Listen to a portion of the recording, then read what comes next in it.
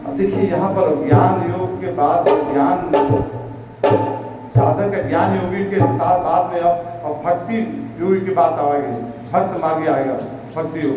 तो इसमें कह रहे हैं कि मेरे परायण हुआ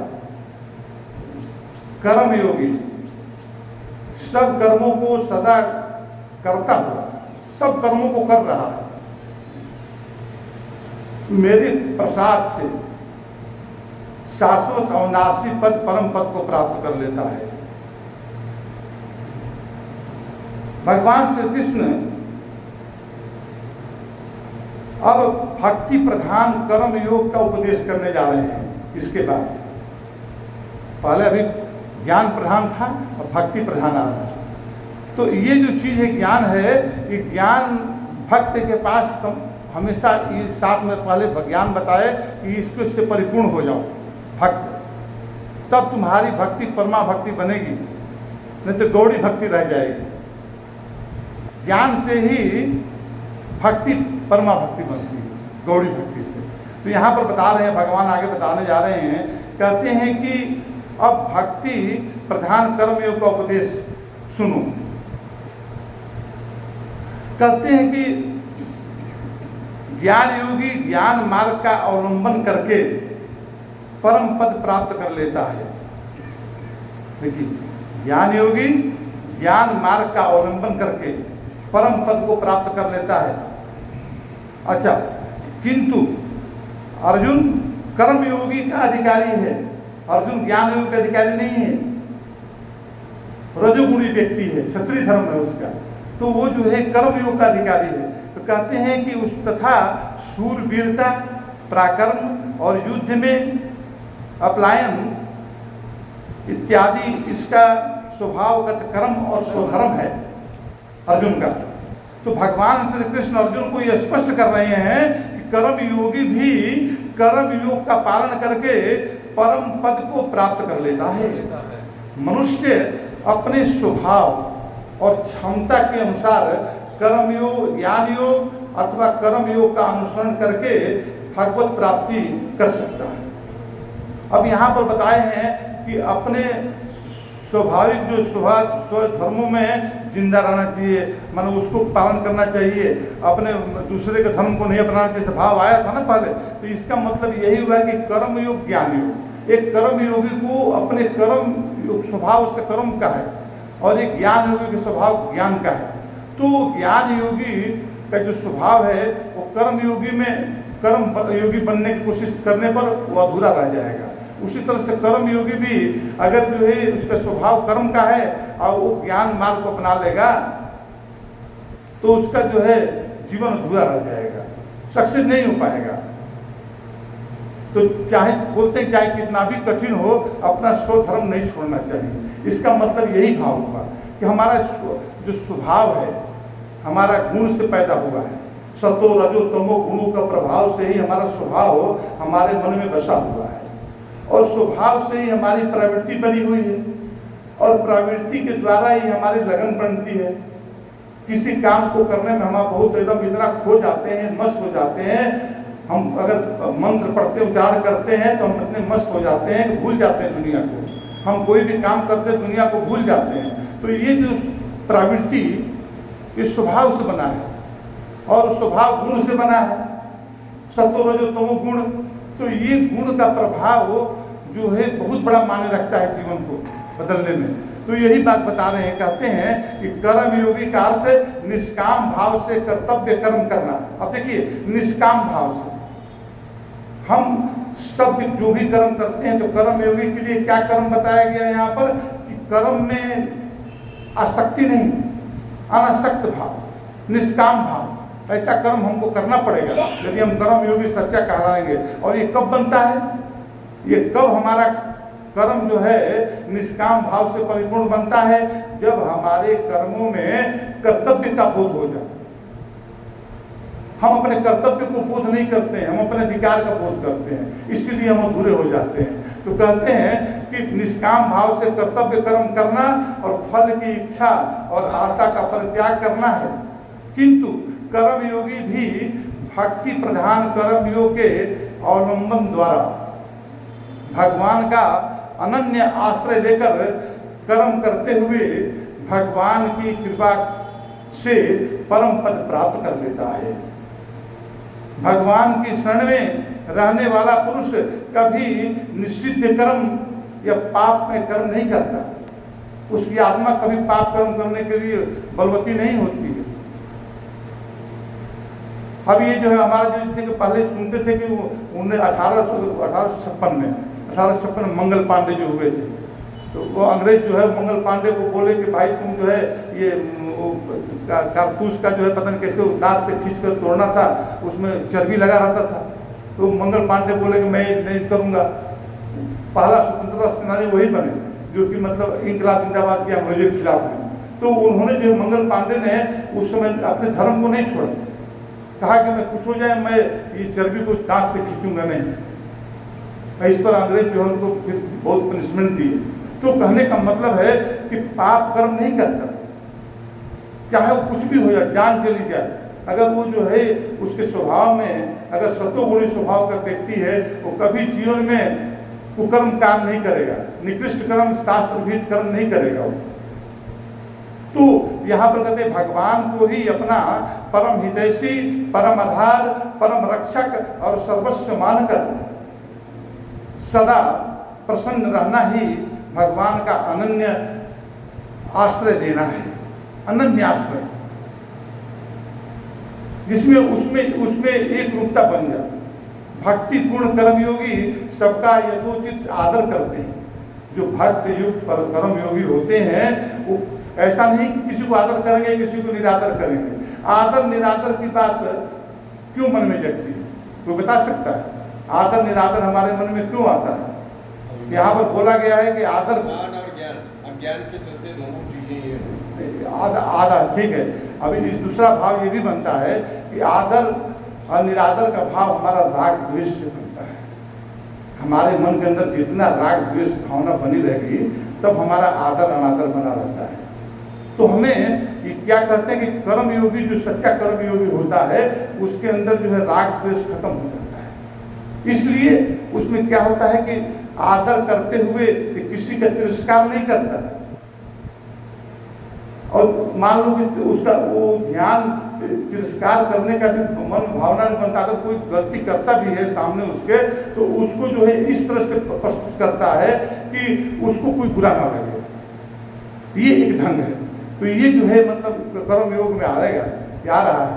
तो इसको जो कर्मयोगी बनना चाहते हैं, ज्ञान योगी बनना चाहते हैं और उनके जीवन में ये भाव तो लाना ही पड़ेगा, तभी उसका जीवन सफल होगा। आगे बोलते हैं कि समाज में सहज सहयोग और सहायता का आदान प्रदान करता है। कोई सामाजिक कार्य है उस कार्य में पीछे नहीं भागता, उसमें जितना उसके पास भगवान ने शक्ति दिया है, सामर्थ्य दिया है, वो सहयोग करता है। अच्छे कामों को सहयोग करता है। देखिए सहयोग करने की बात जो आती है तो कोई जरूरी नहीं है कि हम किसी का सहयोग केवल धन से ही करें। हम उसको यदि हमारे मन में अच्छा काम, हम अच्छे विचार के आदमी हैं और अच्छा काम करने वाला कोई व्यक्ति हमारे सामने है तो उसको हम कोई जरूरी, हमारे पास धन नहीं है तो क्या करें हम, तो हम मन से सहयोग करें, हम उसको तन से सहयोग करें।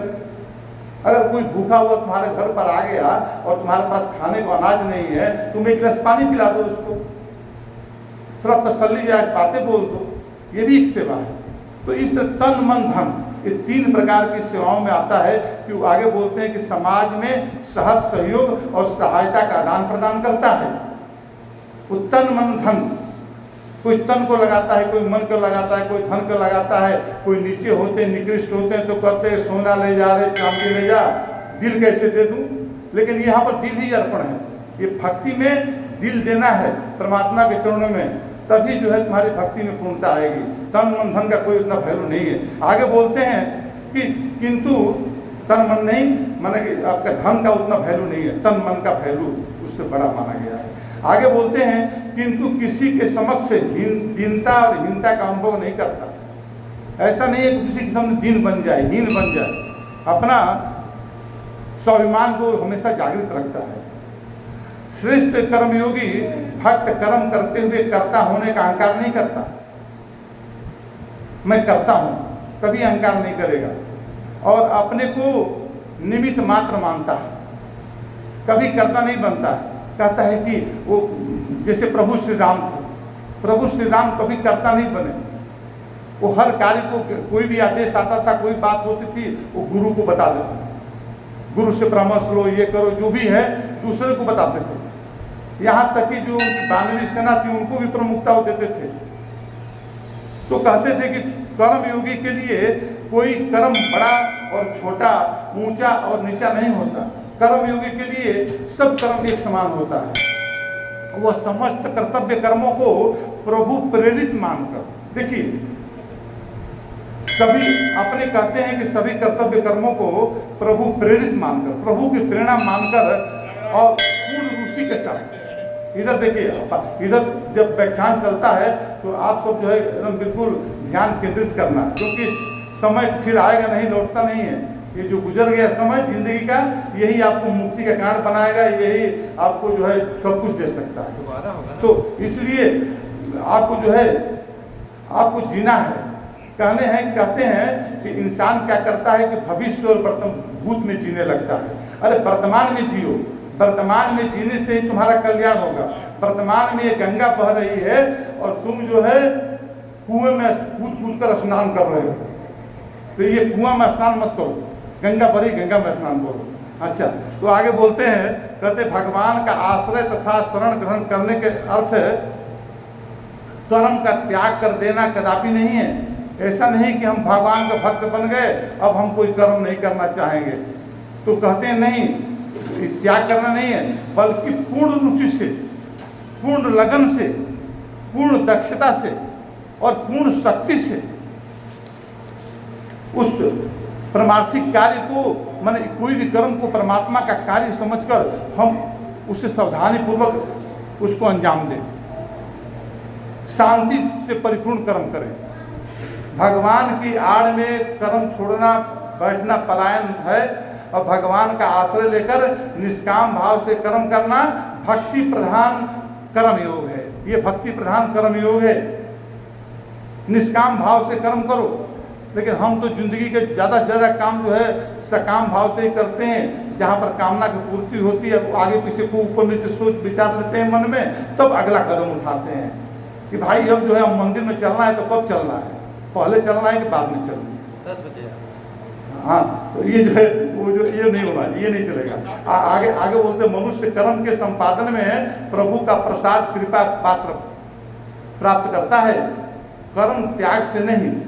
देखिए यहाँ पर क्या बोलेगा, मनुष्य कर्म के संपादन में, कर्म की पूर्णता में प्रभु का प्रसाद या कृपा प्राप्त करता है।